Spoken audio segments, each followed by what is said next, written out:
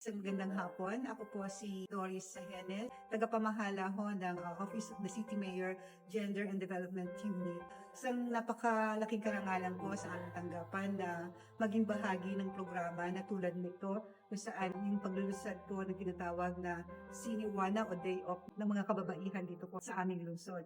At sa pamagitan nga po ng pelikula na ito, dito po ay naipakita nito ang lahat ng mga facts, data at mga aralin na itinuturo ko ng aming departamento kung saan pinakikita ang pagiging pantay-pantay ng kababaihan at ng mga kalalakihan.